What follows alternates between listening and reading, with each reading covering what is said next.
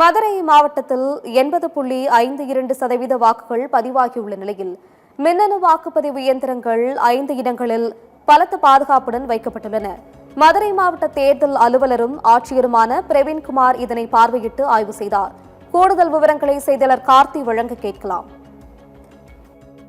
2026ஆம் ஆண்டு சட்டமன்ற தேர்தல் நேற்றைய தினம் நடைபெற்று முடிவுபெற்றுள்ள நிலையில் மதுரை மாவட்டத்தை பொறுத்தவரை 10 தொகுதிகள், அதாவது மதுரை கிழக்கு, மேற்கு, மத்தி, வடக்கு, தெற்கு மற்றும் உசிலம்பட்டி, திருமங்கலம், வாடிப்பட்டி, மேலூர் என 10 தொகுதிகளுக்கான வாக்கு எண்ணிக்கையான முடிவுபெற்று தற்போது வாக்கு எண்ணிக்கை வாக்குப்பதிவு இயந்திரங்கள் வாக்கு எண்ணும் மையத்திற்கு கொண்டு வரப்பட்டு அங்கு சீல் வைக்கப்பட்டுள்ளது.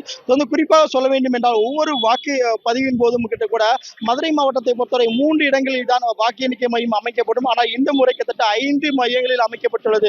குறிப்பா சொன்னா ஒத்தக்கடை பகுதியில் அமைந்துள்ள அரசு வேளாண்மை கல்லூரி, மதுரா கல்லூரி, அரசு பாலிடெக்னிக் கல்லூரி மற்றும் தியாகராஜர் பொறியியல் கல்லூரி மற்றும் கப்பலூர் பகுதியில் அமைக்கப்பட்ட அரசு கலை கல்லூரி என 5 இடங்களில் தற்போது வாக்கு எண்ணிக்கை மையம் அமைக்கப்பட்டுள்ளது. அதற்கான ஏற்பாடுகள் செய்யப்பட்டுள்ளது. மதுரை மாவட்ட நிர்வாகத்தின் சார்பாக குறிப்பாக சொல்ல வேண்டும் என்றால் ஒரு வாக்கு எண்ணும் மையத்திற்கு முன்பாகவும் காவல்துறையினர் பாதுகாப்பு பணிக்காக போடப்பட்டு தற்போது மிகுந்த பரிசோதனைக்கு பின்பாக உள்ளே அனுமதிக்கப்படுகின்றனர். தற்போது நாம் இருப்பது மதுரா கல்லூரி. தொடர்ந்து இங்கு இருக்கின்ற ஒவ்வொரு வாக்கு எண்ணும் மையத்திற்கும் 2 தொகுதிகள் வீதம் வாக்கு எண்ணிக்கை நடைபெற இருக்கிறது. குறிப்பாக சொல்ல வேண்டும் என்றால் மதுரை மாவட்டத்தை பொறுத்தவரை 10 தொகுதிகளுக்கான வாக்கு எண்ணிக்கையில் விழுக்காட்டு இந்த வருடம் கூடியிருக்குன்னு கூறலாம். குறிப்பாக மதுரை மாவட்டத்தில் 80.52% விழுக்காட்டு தற்போது பதிவாகியுள்ளது. மத்தியில் 73, அதாவது மதுரை மத்திய தொகுதியில் 73.88%, மதுரை கிழக்கில் 79.90%, மதுரை வடக்கில் 72.63%, மதுரை தெற்கில் 78.19%, மதுரை மேற்கில் 77.77%, மேலூரில் 82.22%, சோழவந்தான் தொகுதியில் 87.23%, திருமங்கலத்தில் 87.83%, உசிலம்பட்டியில் 82.95% வாக்குகள் தற்போது பதிவாகியுள்ளது. என தொடர்ந்து வாக்குப்பதிவு என்பது தொடர்ந்து 10 தொகுதிகளிலும் நடைபெற்று தற்போது வாக்கு எண்ணிக்கை மையங்களில் வைக்கப்பட்டு வாக்கு எண்ணிக்கை இயந்திரங்கள் வைக்கப்பட்டுள்ளது.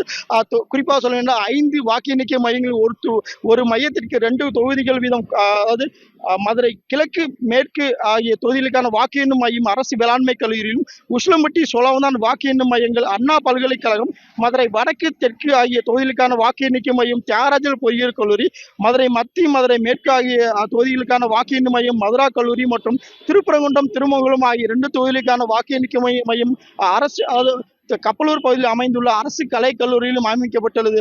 குறிப்பாக சொல்ல வேண்டாம், தொடர்ந்து இந்த வாக்கு எண்ணும் மையங்களில் வரும் மே 4ஆம் தேதி வாக்கு எண்ணிக்கை பின்புதான் தெரியும் யார் ஆட்சி அமைக்க போகிறார், யார் முதல்வராக உட்கார போகிறார் என்று. மதுரை மாவட்டத்தை பொறுத்தவரை மதுரை மாவட்ட நிர்வாகத்தின் சார்பாக அந்த வாக்கு எண்ணும் மையங்களில் எல்லா ஏற்பாடும் சிறப்பாக செய்யப்பட்டது.